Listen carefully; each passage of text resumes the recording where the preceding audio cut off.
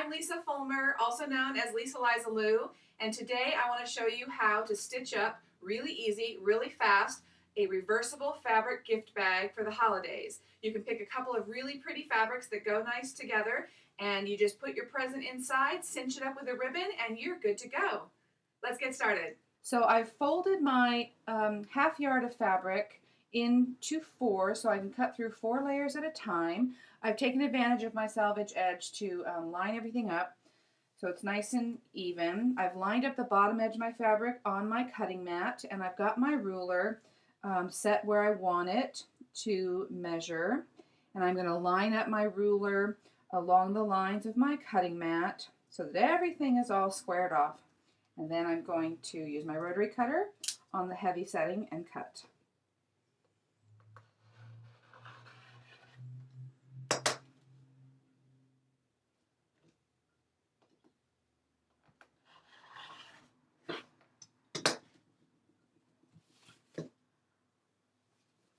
So now I have a nice strip of fabric that is cut to the width that I want. So I've unfolded it, and now it's just folded in half. And I'm going to cut through 2 layers at once to trim off the edge.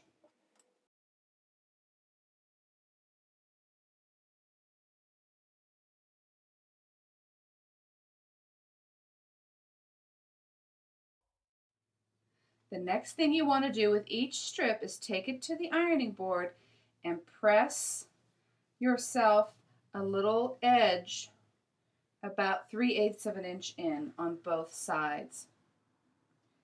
And do that for both pieces of fabric. And then you're going to put right sides together, and that's going to give you a nice finished edge when you start to sew. So I've loaded my machine with red thread. I've pinned my edges together all the way down. I'll remove those pins as I go. I've put the material right up against the edge of my presser foot so that I can use that as a guideline, and I'm going to stitch right along the outer edge. I'm only going to be about 1/8 of an inch in from the folded edge. When you start, I like to use a backward stitch to just kind of secure the edge. So do a couple of stitches forward and a couple of stitches back just to lock it in. And then we're going to stitch all the way down. And remove the pins as you go. Now you have this long tube sewn on both sides, but your ends are open, and we're going to turn it inside out. Once you have it turned inside out, you'll see you've got a nice closed seam, and now this becomes like a single sheet of 2-sided fabric.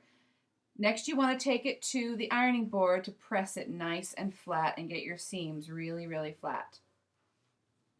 So once my seams were nice and flat, I folded my tube in half, and this is the folded edge, which is the bottom of the bag.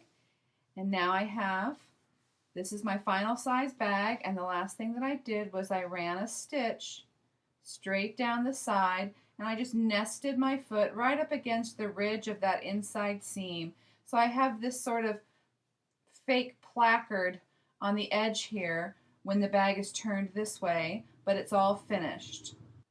I made sure to do my backup reinforcing stitch down about 1/2 an inch from the edge, because now I'm going to trim this off with a pinking blade so that I don't have to worry about finishing it with a seam.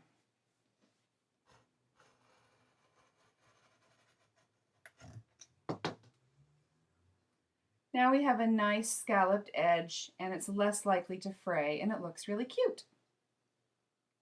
If you're not crazy about having this edge open so that you can see in between the fabrics, then you can run a stitch by hand or by machine, not to close it up, but on each side so that you can just close up these 2 edges. But I'm not too worried about it because I'm going to secure this bag with a ribbon, and I think the rough edges will look really sweet. So then I can use the bag like this with Santa on the front, or I can turn it inside out and use it with the stripes. I hope you enjoyed learning how to make that bag. Who's going to fill mine up with a present? Hello, presents? Anybody? Presents? Presents?